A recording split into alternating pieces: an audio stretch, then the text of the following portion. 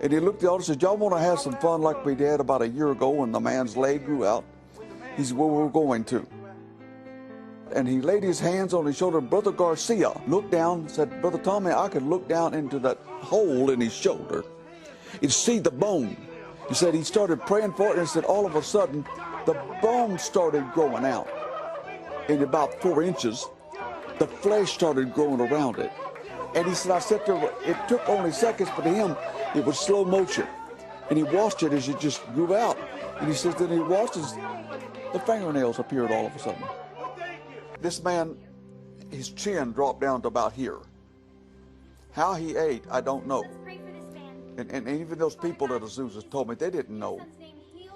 But they started praying for him, and then you could hear bones popping, and his chin started coming back up.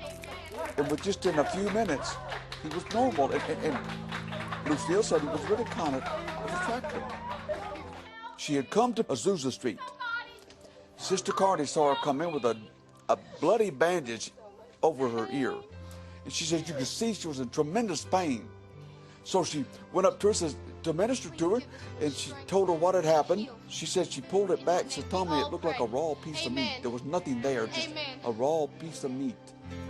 Well, she started praying for it, and the woman said, oh, I feel tingling, and the pain's all gone. The pain is gone. So she said she yanked it back and looked, and right before her eyes, that was her first creative miracle. She said, the ear, a brand new ear. Said, he said he had a big handkerchief hanging down over his stomach, and it didn't smell too good. Well, he came up and asked the man, he said, what is your problem? He said, well, he told him, he said he picked up the and looked under, and he says his entrails just hung out. Hung down on his side. And he said, so he put the flap back down and put his hand on it and started praying, and he could feel his hand going in. And all of a sudden he says there was nobody, so he just grabbed it and put it back up. There wasn't even a hole. It just closed up it right closed in front up. of him. His entrails went back into his stomach, and it closed up. He got closer and he realized the man was blind, stone blind.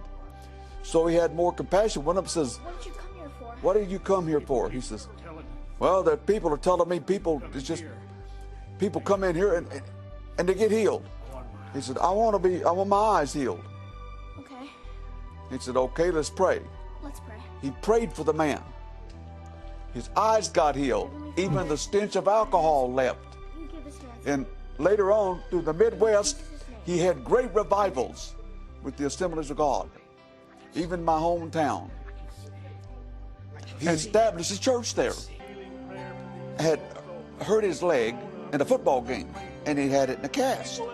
Well, when I was speaking, I had him come down and sit in a certain area, and I said, now you people up there, you pray. And I said, I mean you young people, as well as these older ones. You pray, and if God tells you to go, leads you to go pray for somebody, obey, go down and pray for them. Well, this little girl got up, and she looked about 10, but she was 13. She walked down there and laid hands on this man, and all of a sudden he started jerking, and he went yelling, get the cast off. They busted this cast off, and he started dancing around the church. It took me a while to get him to get that little girl over to me. Everybody was going crazy. And I said, sweetheart, how old are you? She said, 13. I said, did you know you can do this anywhere, anytime? She looked puzzled. She said, anywhere, anytime? I said, yes.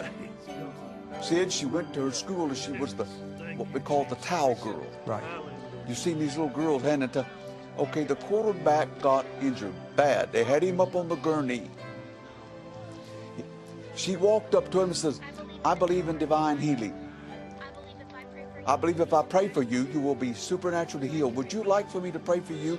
She said he grunted out a yes. She laid hands on him and prayed for him. He got healed. He got up, and the next play, it was him out there playing.